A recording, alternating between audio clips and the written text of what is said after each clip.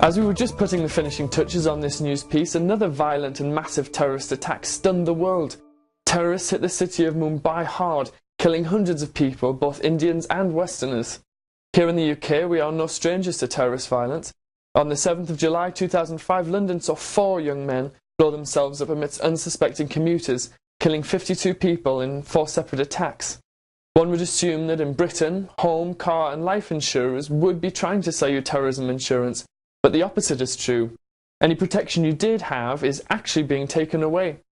After the terror attacks in London, Norwich Union was quick to amend the wording of its home insurance policies to make it quite clear that acts of terrorism were not covered. After checking the terms and conditions of home insurance policies offered by 16 other leading companies, NCD News have yet to find a single one that included terrorism cover. The accepted reason for this is that although the chances of terrorism attacks are very small, their occurrence obliterates the risk models that insurers normally operate on.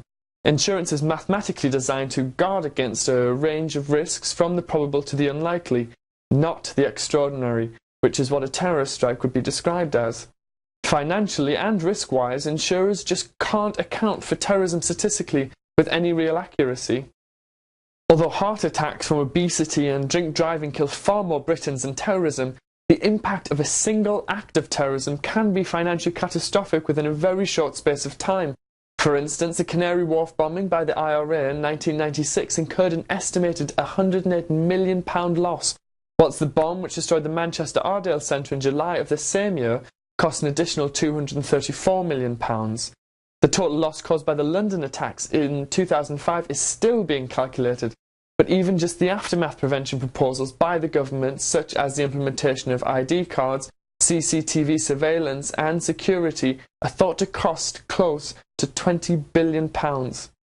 So what is being done to protect Brits? Following the New York attacks in 2001, the government instigated urgent negotiations with the insurance companies and Pool Re. Pool Re is a scheme set up by the insurance companies and the government to guarantee insurers can continue to cover losses resulting from damage caused by acts of terrorism in Great Britain. The talks centred on the fear that biological, chemical or even nuclear weapons may be one day used, and Pool Re was urged to extend its policies to cover such eventualities. But even so, the general public would probably find it difficult or impossible to get terrorism insurance domestically. It's somewhat easier to find terrorism cover as part of a travel insurance package, but you will have to read the fine print on such cover very carefully. One question remains: why have insurers been able to keep terrorism insurance out of all their policies without causing a stir? Did you kick up a fuss with your insurers after the London bombings? At the very least, you simply must have terrorism cover if you are travelling abroad. Make sure you pick an insurer that covers you well. We don't want to think about it, but some insurers won't cover the transportation of your body back to UK soil should you be the victim of an attack. That's often a very heavy expense and one your relatives will have to bear and organise.